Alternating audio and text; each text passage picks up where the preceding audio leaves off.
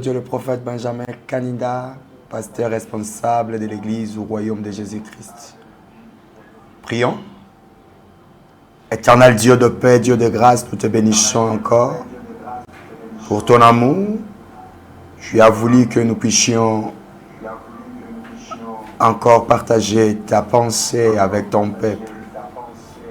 Qu'il te plaise de nous remplir. Enfin encore ce que nous allons dire, que ça ne soit pas nos paroles, mais que ce soit ta parole.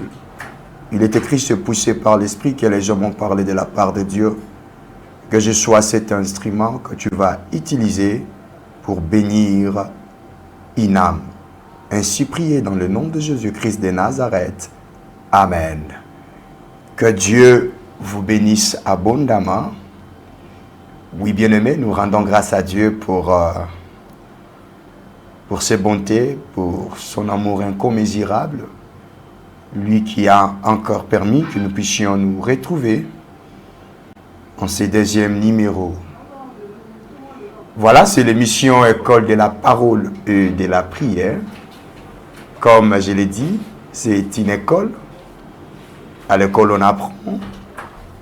On amène son cahier, on amène son stylo pour écrire.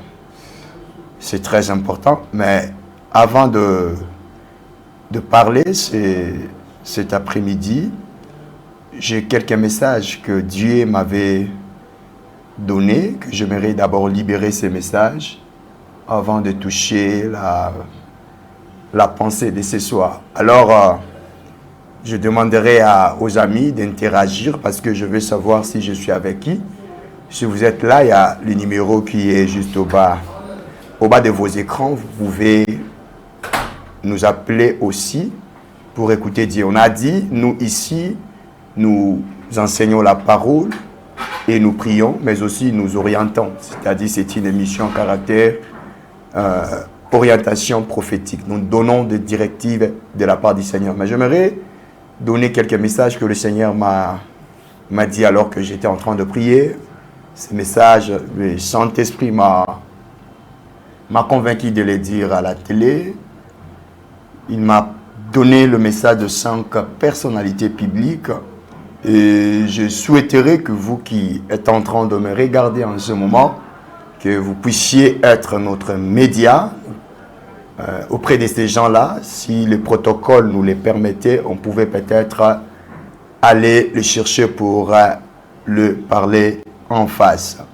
Mais vu que le protocole nous serait un peu difficile, voilà pourquoi nous allons le libérer aux médias. Je commence premièrement à cet homme que Dieu m'a montré dans la vision, l'honorable Jean-Marc Kabound. Beaucoup tisanga na ndako ya honorable Jean-Marc Kabound, Nzambe azana makambo alinga yebisa honorable. L'honorable Jean-Marc Kabound, alors que j'étais en train de prier, Dieu m'a dit de vous dire dans le jour à venir. J'ai vu beaucoup de jeunes de mon pays, j'ai vu beaucoup de jeunes du Congo derrière vous. Donc, je vous ai vu devant comme un leader, il y avait beaucoup de jeunes qui étaient derrière vous. Mais chose étonnante, dans ce mouvement-là, j'ai vu aussi la plupart des jeunes de l'IDPS qui étaient avec vous. Et Dieu m'a dit de vous dire une seule chose, grandissez en sagesse, parce que dans les jours à venir, vous allez porter un grand fardeau, une grande responsabilité pour la jeunesse de notre pays. Beaucoup de honorable Jean-Marc Kabound, il y a certaines choses que nous allons parler en face, que je ne peux pas les dire, compte tenu de la déontologie et de la sagesse à la télévision. Que Dieu vous bénisse. Le deuxième message J'ai le message pour la distinguée première dame, Maman Denise Nyakero, une femme vertueuse, une maman merveilleuse.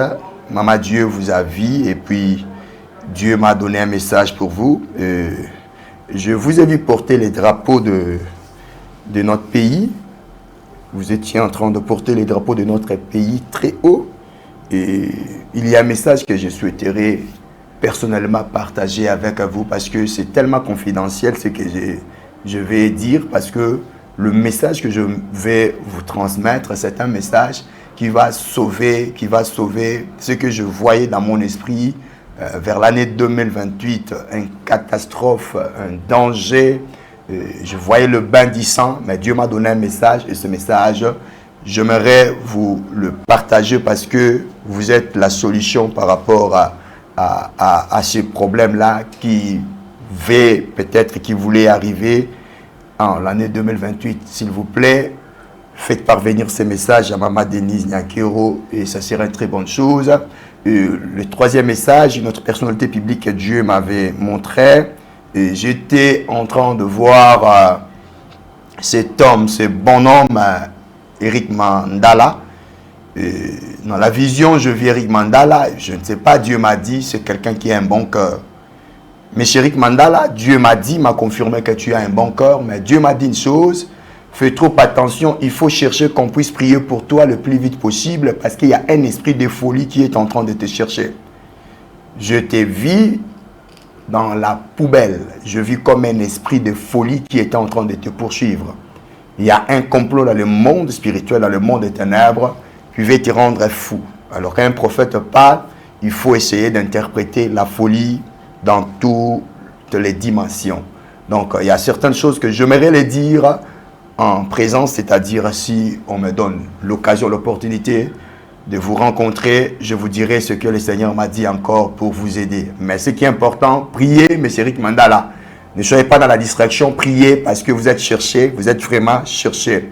Le quatrième message que Dieu m'avait donné, c'était dans le ministère de Culture et Arts. Le ministère de Culture et Arts de mon pays, excusez-moi, je ne sais pas les ministres qui échappotent en ces moments, mais je voyais l'ombre de notre ancien ministre, paix à son âme, notre papa Banza Mukalai. Baudouin Banza Mukalai, je voyais son ombre planer au sein du ministère. Et Dieu m'a dit de dire au ministère de Culture et Arts, il y a des morts en cascade qui veulent entrer dans ces ministères-là. Le fait de voir son ombre, il y a un esprit de mort qui veut entrer dans le ministère. Que le ministère organise une journée de prière, surtout les gens du cabinet et les ministres, parce que je vois la mort travailler, tourner au sein du ministère de Culture et Arts. Les 5 messages que j'étais en train de voir, cela concerne notre patriarche, notre papa que j'aime beaucoup, le révérend évangéliste international Jean-Oscar Kibila. Dieu m'a dit de vous dire, papa, humblement, rentrez dans les terrains. C'est ce que Dieu m'a dit. Je vous ai vu dans un bureau à l'église. C'était climatisé et vous étiez calme en train de lire la Bible. Et dehors, j'entendais les gens en train de pleurer. Et j'ai entendu Dieu avec une voix de colère. Et Dieu m'a dit, dis à mon serviteur, je ne lui ai pas appelé de trop traîner à l'église. Il est l'homme du dehors. Il est l'homme du dehors. Dis-lui, j'entendais la voix de Dieu avec l'écho, comme l'écho de celui qui parle tout près des eaux. Et Dieu était en train de parler, que je puisse vous transmettre ces messages. Papa, Dieu veut vous voir dans le terrain. Et alors que j'étais en train de prier, Dieu m'a dit de vous dire, rentrez dans le terrain, ne vous souciez pas pour les finances. Pensez comment vous aviez commencé, pensez comment il vous a utilisé dans les débits et c'est ce même Dieu qui va continuer à le faire. Vous n'avez pas besoin de partenaire, il est votre partenaire, mais rentrez dans le terrain de l'évangélisation.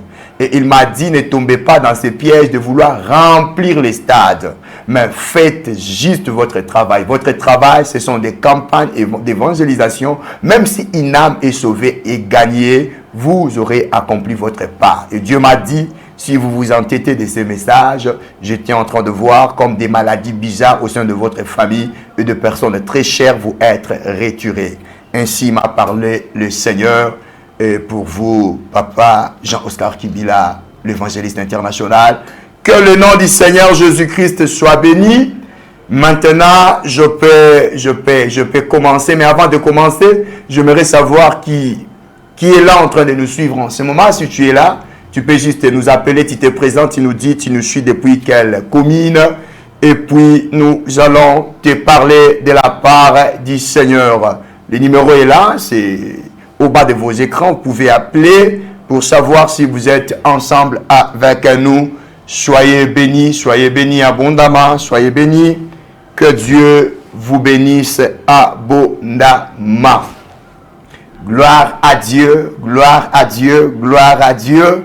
J'aimerais te dire, toi qui es en train de dire, je suis en train de voir le prophète Benjamin à la télé. Signale aussi les autres. Regardez cette émission ensemble. Appelle les autres dans cette école, dans cette session, afin que tous ensemble nous puissions écouter l'ainsi parle le Seigneur.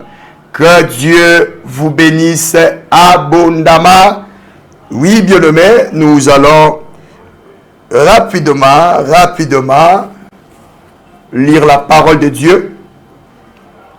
Et après, nous allons dévoiler le thème de ce soir. J'étais en train de dire, tu peux appeler, tu peux interagir. Je vais savoir si je suis avec qui est en train de me suivre en ce moment. J'ai besoin que tu puisses appeler, interagir. C'est très important. Je vais lire un verset biblique et c'est ce verset qui va nous aider à parler de la part du Seigneur. Je suis dans Jérémie chapitre 33, le verset 3e. Un verset connu de tous. Nous lisons dans le nom de Jésus. Invoque-moi et je te répondrai. Je t'annoncerai de grandes choses, des choses cachées que tu ne connais pas. Gloire à Dieu, gloire à Jésus. Invoque-moi, je te répondrai, je t'annoncerai de grandes choses, des choses cachées que tu ne connais pas. Le thème que nous allons partager cet après-midi s'intitule « Les résultats de la prière ». Dans cette session, nous allons plus nous atteler sur la prière. Nous allons plus parler sur la prière. Alors, nous voulons parler dans ce thème, les résultats de la prière. Nous voulons parler de 3 réponses que nous recevons auprès de Dieu lorsque nous sommes en train de prier. Peu importe la manière, la façon que tu peux prier, mais sache que dans la présence de Dieu, il n'y a que ces 3 réponses. Si on ne te l'a jamais dit, on ne te l'a jamais appris, alors je te demanderai d'être concentré et sois attentif de ce que nous allons parler ce soir. Avant d'aller plus loin, nous devons savoir que la prière, par sa définition ou par ma compréhension de ces concepts, la prière, c'est l'homme qui donne l'accès au monde spirituel d'intervenir dans ses affaires. Lorsqu'on parle de la prière, c'est un moyen par lequel l'homme donne l'accès au monde spirituel d'intervenir dans ses affaires. La prière, c'est un moyen par lequel, ou la prière, c'est un acte par lequel l'homme pose pour donner un accès, pour ouvrir une porte au monde spirituel d'intervenir à ses affaires. Et la prière, c'est aussi l'humanité qui fait appel à Dieu pour qu'il intervienne dans le problème qui dépasse ses capacités. La prière, c'est l'humanité qui fait appel à Dieu afin que Dieu puisse intervenir dans le problème qui dépasse son entendement, qui dépasse ses capacités. Quand il y a un problème qui dépasse les capacités de l'homme, et l'homme a besoin d'une solution. Et la prière, c'est un moyen qui nous conduit vers cette solution, qui fera en sorte que Dieu puisse intervenir. Alors, avant de aller encore un peu plus loin, j'aimerais que vous puissiez savoir, la terre n'a pas été créée pour les esprits, mais la terre a été créée pour les humains. C'est ainsi aucun esprit ne peut opérer légalement sur la terre sans avoir l'accord des habitants de la terre.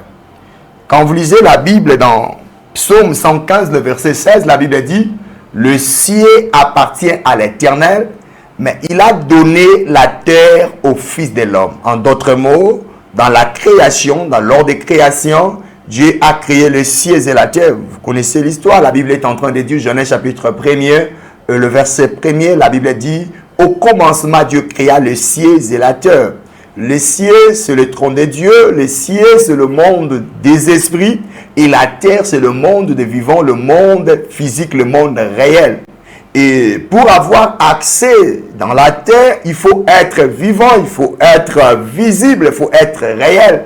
Et la terre, le pouvoir a été donné à l'homme. C'est ainsi Genèse chapitre 1er, le verset 26, la Bible dit, puis Dieu dit, faisons l'homme à notre image, afin qu'il domine sur quoi? Sur toute la création visible que Dieu a créée. Dans la création visible, Dieu parle de poissons de mer, de bétail, de champs, et il parle des oiseaux du ciel. Donc c'est un monde visible. C'est ainsi, je dis, dans la terre ou sur la terre, aucun esprit n'a le droit d'opérer. Pour que l'esprit opère sur la terre, il a besoin de coopérer, de collaborer avec un corps visible. C'est ainsi le diable, comme un esprit, il voulait opérer sur la terre. Que dit la parole de Dieu? Le diable a collaboré avec les serpents afin d'avoir un corps pouvant lui permettre d'opérer dans le monde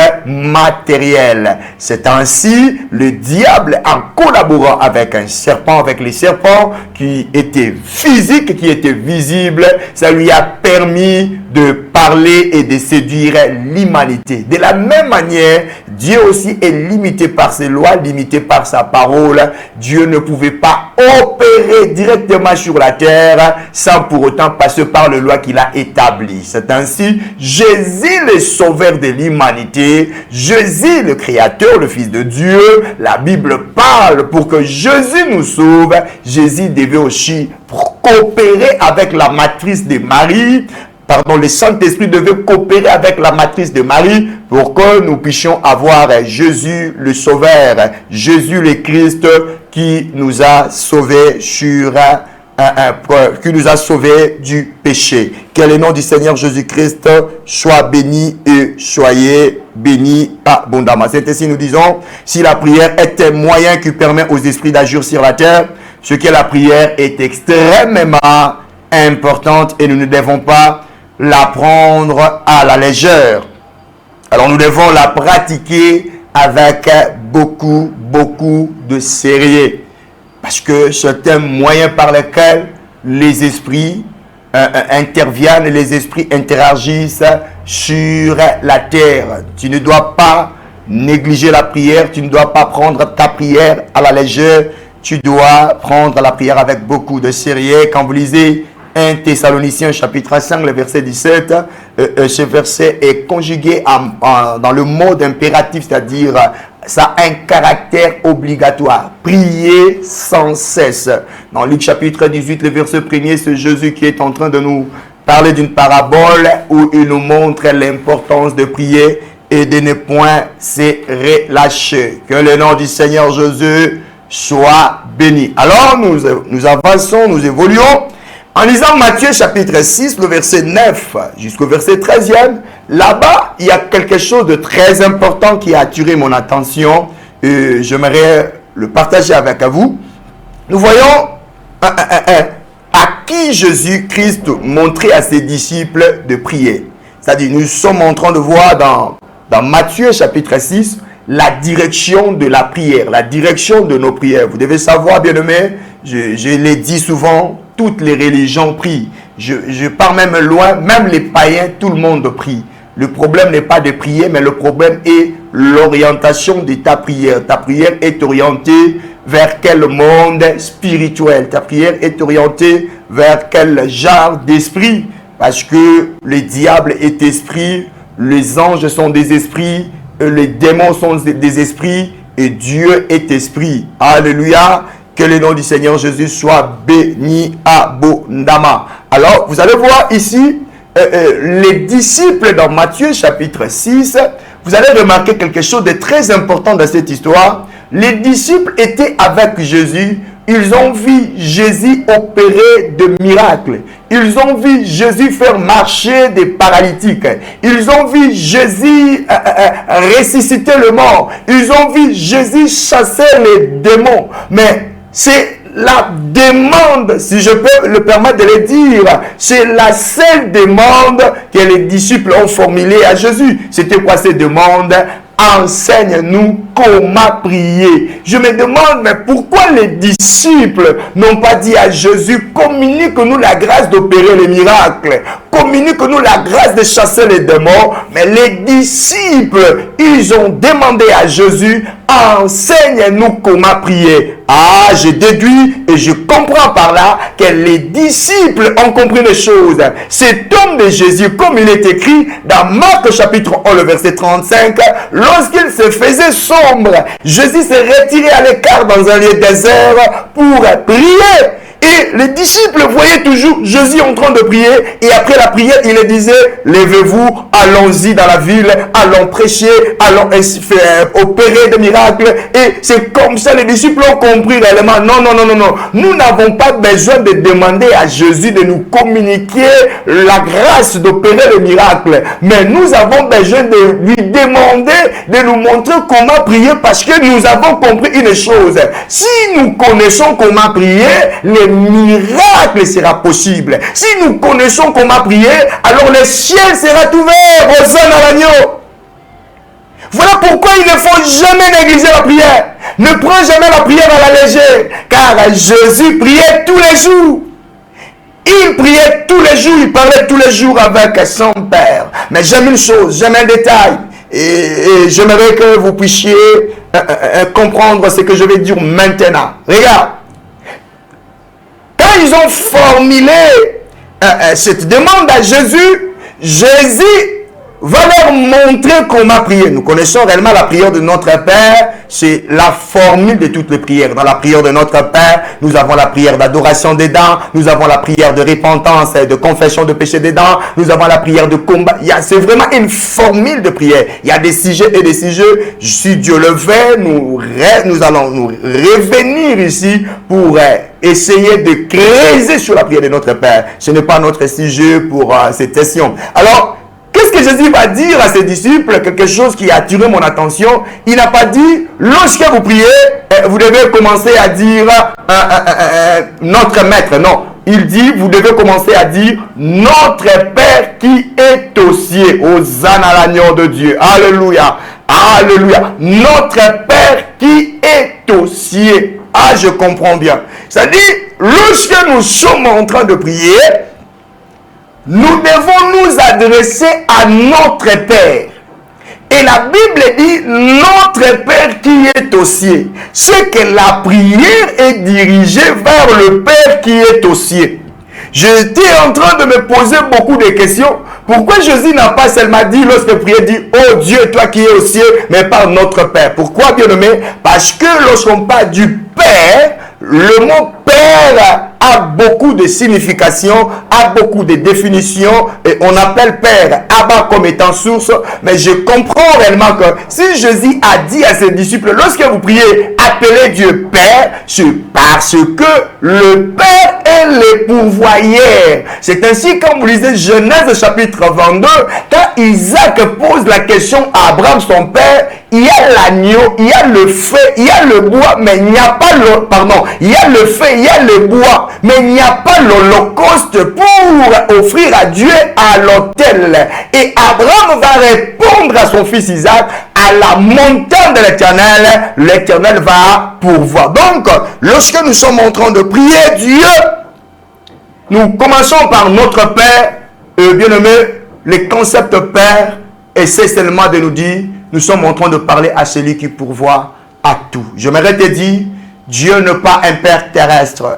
J'aime David dans Psaume 27, le verset 10, il dit, ton père, ta mère te rejette, mais l'Éternel t'accueille. J'aimerais dire à quelqu'un, ton père biologique est limité, ta mère biologique est limitée, mais Dieu n'est pas limité. Ton Père céleste n'est pas limité. Le demande que tu peux formuler auprès de tes parents biologiques, le demande que tu peux formuler auprès des hommes, ces demandes peuvent rencontrer soit ta joie ou ces demandes peuvent rencontrer un blocage, non pas parce que ces gens ne veulent pas t'aider, ne veulent pas te donner, mais parce que ce que tu demandes dépasse les entendements. Mais je voudrais dire à quelqu'un, il y a un Père céleste. Et au-devant de ce Père-là, lorsque nous fléchissons nos genoux, lorsque nous nous approchons, lorsque nous lui demandons, bien-aimé, il est le Dieu des capacités illimitées. Alléluia. Il dit à Marie, ce qui est impossible aux hommes, cela est possible à Dieu. Ce qu'aucun homme ne peut faire, Dieu peut le faire. Hier, je prêchais à l'église, je dis ceci à l'église. Je dis, Dieu est capable de faire ce que les hommes font et ce que les hommes ne peuvent faire. Dieu a la capacité de faire ce que les hommes peuvent faire et il fait aussi ce qu'eux ne peuvent pas faire. J'aimerais dire à quelqu'un, tourne ton regard à Dieu, tourne ton regard à ton Père céleste. David est en train de dire, lorsqu'on tourne le regard vers lui, nos visages ne se couvrent point de honte. Oh, je me demande, est-ce que lorsqu'on tourne le regard vers nos oncles, nos tantes, non. Lorsqu'on tourne le regard vers le Créateur, vers notre Père qui est aux cieux, nos visages ne se couvrent point de honte. Ah, laissez-moi appeler un témoin, laissez-moi appeler quelqu'un. Je suis en train d'appeler Moïse. Moïse vient ici. Moïse, quand il arrive, Moïse me dit, Benjamin, ce que tu es en train de dire, c'est la vérité. Moi aussi, quand je tournais mon regard vers lui, à la montagne, quand j'étais en train de descendre, mon visage a rayonné comme du soleil. Le gens ne pouvait plus me fixer. Pourquoi? Parce que dans sa présence, il permet que nos visages ne se couvrent point de honte. Je lève ma main comme un prophète de Dieu en ce moment. Tu vois, qui est en train de traverser une zone de turbulence, que la gloire de Dieu soit sur toi en ce moment, que la gloire de Dieu soit sur toi en ce moment, le Dieu qui a permis que tu puisses me regarder en ce moment, ce Dieu-là avait prévu ces instants pour que tu sois béni. Reçois la main puissante de Dieu, sa main qui n'est pas courte pour sauver, sa main qui n'est pas courte pour guérir, que sa main te touche maintenant et que sa main amène une transformation instantanée maintenant au nom puissant de Jésus. Quelqu'un dit Hosanna. Gloire à Dieu. Gloire à Dieu, gloire à Dieu. Jésus est merveilleux. Jésus est merveilleux. Alors, voici maintenant les trois réponses que nous recevons dans nos prières. Lorsque nous prions, voici les trois réponses que nous recevons. Est-ce que tu es là? Là où tu es, tu peux dire gloire au Seigneur. La première réponse que nous recevons, ce n'est pas dans un ordre chronologique, mais je l'ai juste classé ainsi pour t'aider à comprendre ces trois réponses. La première réponse dans cette session que nous recevons dans la présence de Dieu, quand tu pries directement et Dieu te répond, c'est-à-dire, j'appelle ça oui. Oui à ta demande. C'est-à-dire, tu t'approches devant de Dieu, tu demandes quelque chose, tu t'approches devant de Dieu, tu soumets ton problème et Dieu réagit instantanément. Ici, c'est la réponse positive. Quand on parle de oui, c'est la réponse positive par rapport à sa demande. Cette dimension, on l'appelle aussi la dimension du miracle, la dimension du tic-au-tac. Et cette dimension, bien aimé, tu pries directement et Dieu réagit. Tu pries directement et Dieu répond. Bien aimé, c'est la dimension de miracle. C'est la dimension que j'appelle la dimension du tic-au-tac. C'est la dimension de l'instantané.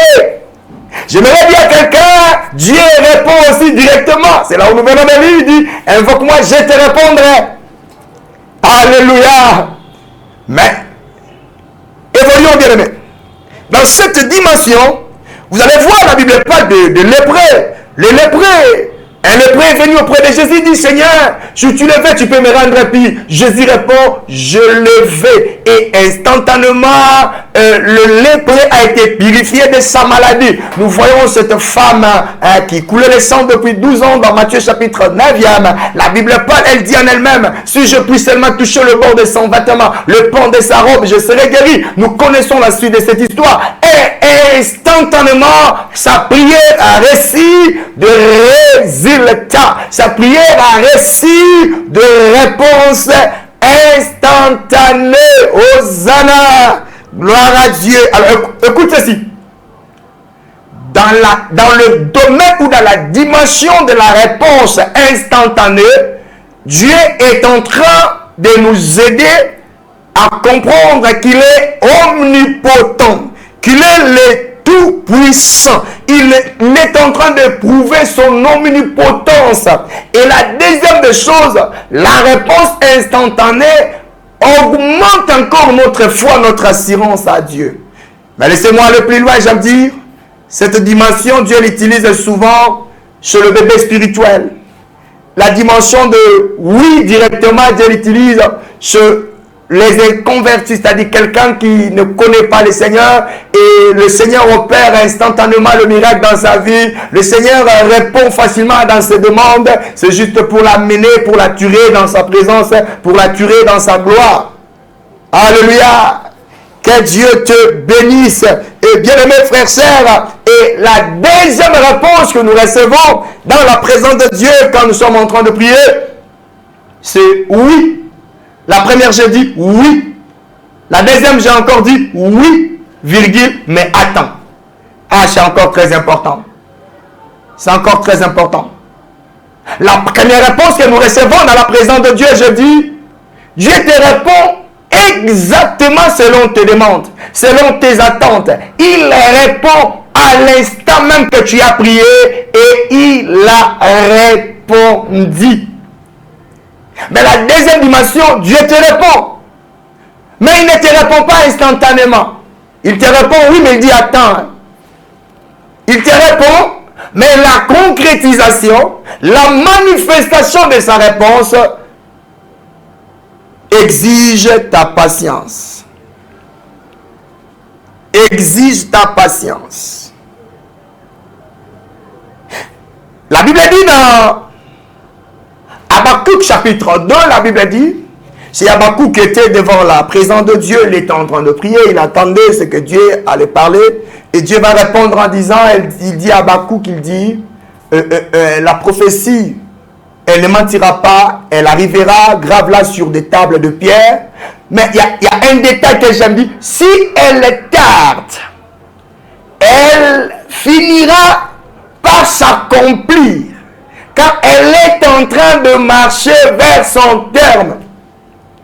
C'est que la réponse à ta demande, Dieu peut la garder juste pour travailler ta patience. Dieu peut la garder juste pour te sauver. Alors écoute, lorsque vous lisez dans 2 Pierre chapitre 3, le verset 9, ici je donne pourquoi Dieu te répond oui, mais il désire que tu patientes. Il veut que tu patientes. Pourquoi? Dans 1 Pierre chapitre 3, le verset 9, la Bible dit, Dieu ne tarde pas d'accomplir ses promesses comme quelques-uns le pensent, mais il use de patience envers nous, afin que nous parvenions à la repentance. Il y a de cette demande que tu formules à Dieu.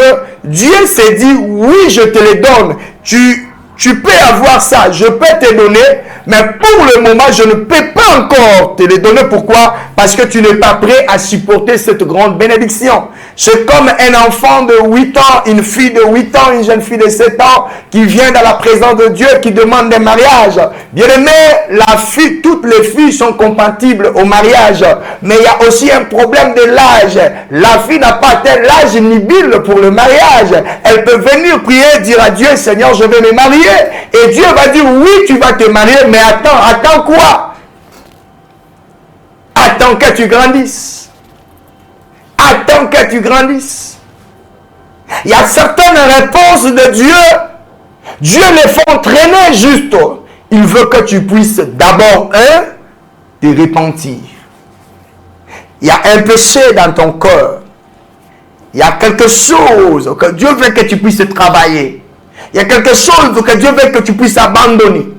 Si tu abandonnes cette chose-là, ta demande que tu as formulée depuis très longtemps, Dieu allait déjà te les donner. Mais le problème est que tu n'abandonnes pas cette chose-là. La Bible dit ceci. La main de l'Éternel n'est pas courte pour sauver. Ses oreilles ne sont pas dures pour entendre. Mais ce sont nos fautes qui mettent une barrière entre nous et lui. Tu pries, oui. Dieu dit oui, je vais te les donner. Mais je ne donne pas les choses des enfants aux chiens. Je ne peux pas mettre la nourriture sainte dans des assiettes qui sont sales.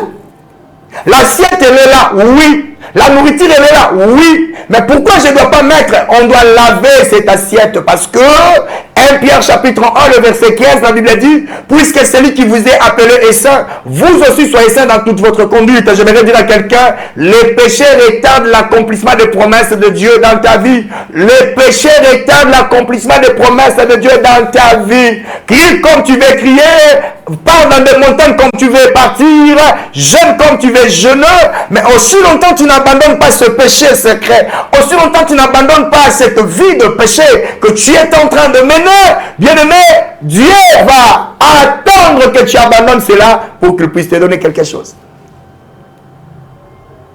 Donc, Dieu dit oui, mais attends. Pourquoi Dieu dit attends? C'est pour que tu atteignes la repentance. C'est pour que tu te répandes. C'est pour que tu abandonnes la voie du pécheur. Mais la deuxième, ou le deuxième tiré, dans ça, attends. Et qu'est-ce que Dieu dit? Attends. Pourquoi Dieu dit attends? Quand nous lisons Galates chapitre 4, le verset 1 à 2, la Bible dit, aussi longtemps que l'héritier est encore un enfant, il ne se diffère à rien d'un esclave. Le bien, l'héritage, c'est à lui. Mais il est géré par des titères que le Père a mis à sa disposition. Il ne peut pas lui-même gérer ça. Pourquoi? L'âge lui trahit. Il y a un âge que le Père a marqué, que le Père a établi pour que l'héritier puisse entrer en pleine possession avec liberté de son héritage. Mais aussi longtemps l'héritier n'atteint pas cet âge-là, il est en train d'être conduit par les autres. Il y a certaines réponses, Dieu attend ta maturité. Précieux frère, tu es immature, voilà pourquoi Dieu ne peut pas te donner ce que tu demandes. J'ai dit à un serviteur de Dieu ici qui est allé à la montagne, Dieu donne-moi la voyance. Parce qu'aujourd'hui, je vois les gens chercher seulement le prophétique, la voyance, ainsi de suite. C'est comme si dans toute la Bible, il n'y a que ça. Je ne sais pas. Et Dieu te regarde, dit, tu parles trop, tu es indiscret. Et Dieu ne peut pas t'ouvrir les yeux pour que tu vois des choses. Parce que dans le domaine prophétique, il y a de ces choses que Dieu veut seulement que tu puisses voir, mais ne veut pas que tu puisses parler. Mais quand tu es encore immature, tu vas commencer à parler tout et sans sagesse. Il dit non, non, je préfère qu'il grandisse encore. La prière n'est pas mauvaise, la prière est bonne. Mais le problème, c'est que l'âge ne permet pas de recevoir ce que tu demandes à Dieu. La maturité. Oh, j'aime ce verset. Cantique des Cantiques, le chapitre 8, le verset 8e. La Bible dit, nous avons notre petite sœur qui n'a point de mamelle. Qui verrions-nous le jour de son mariage? J'aime ce verset. La petite sœur n'a point de mamelle. Qui ferions-nous le jour de son mariage? Le verset qui suit dit, on va empêcher, on va mettre un créneau, on va mettre une barrière. Et pour ne pas que notre petite sœur accède dans le mariage. Pourquoi? Parce que le mariage est une question de saint. Le mariage est une question de saint. Lorsqu'on parle de saint, on est en train de faire allusion à la maturité. À la maturité. Ne dis pas que Dieu ne m'écoute jamais, Dieu ne me répond jamais.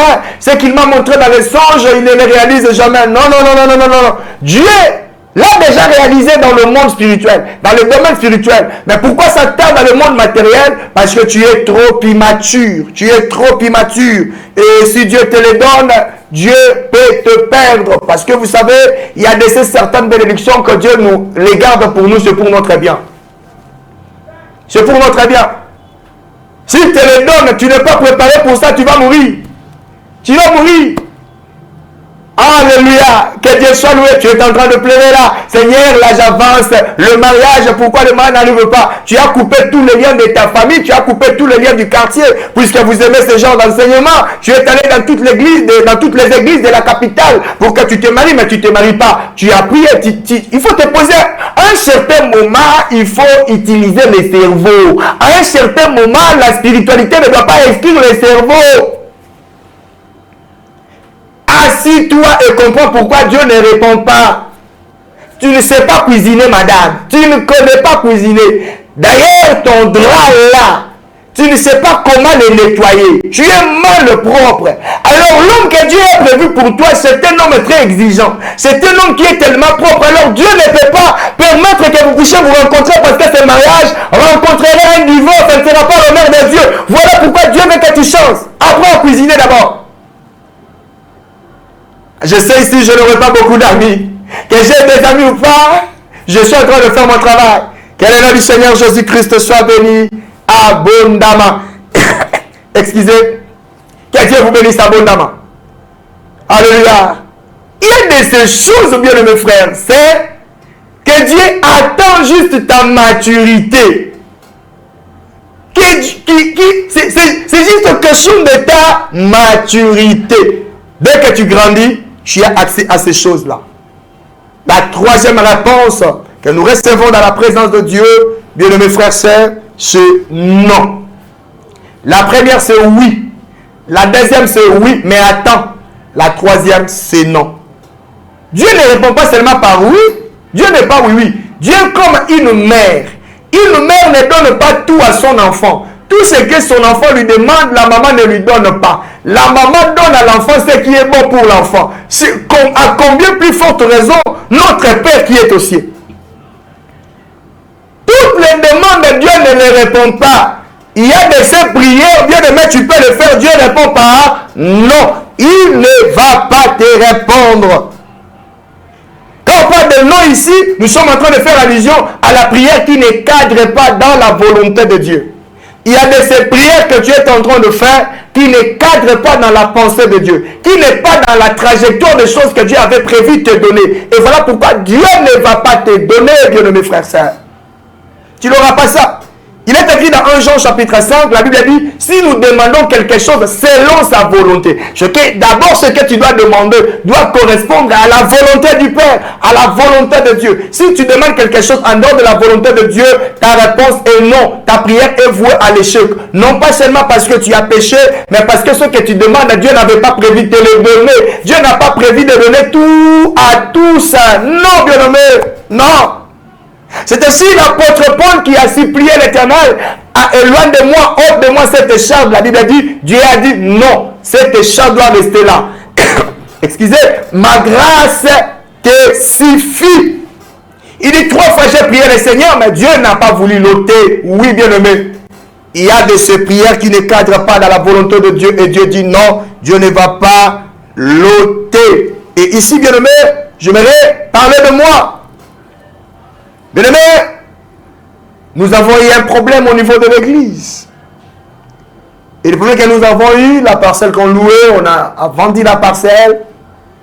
Et je devais aller chercher une nouvelle adresse. On devait chercher une nouvelle adresse pour l'église.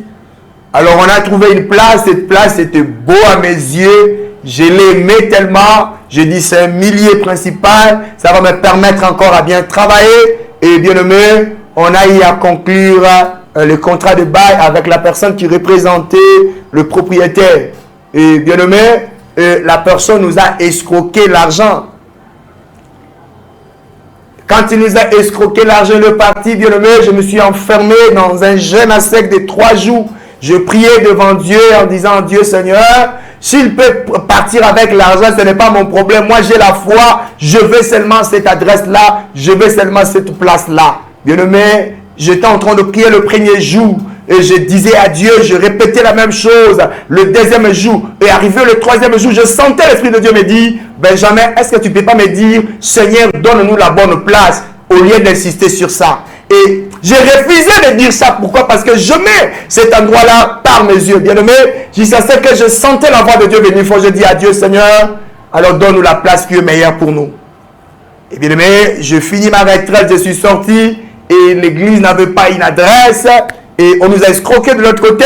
Vous savez, nos églises, nous devons cotiser, nous devons faire des efforts parce qu'on n'a pas de partenaires qui peuvent nous aider. Bien aimé, les efforts qu'on a essayé de faire, tout était par terre.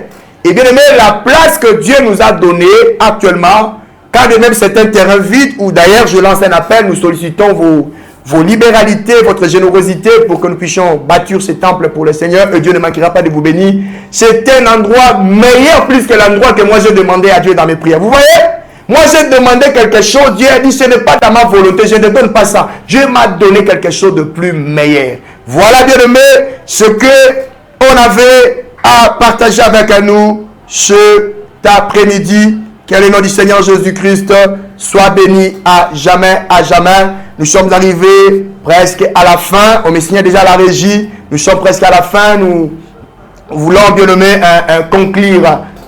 Avant de conclure, bien-aimé, j'aimerais, avant de laisser les gens appeler, j'aimerais juste rappeler aux hommes de Dieu, Union des serviteurs de Dieu pour l'épanouissement de l'évangile, IC.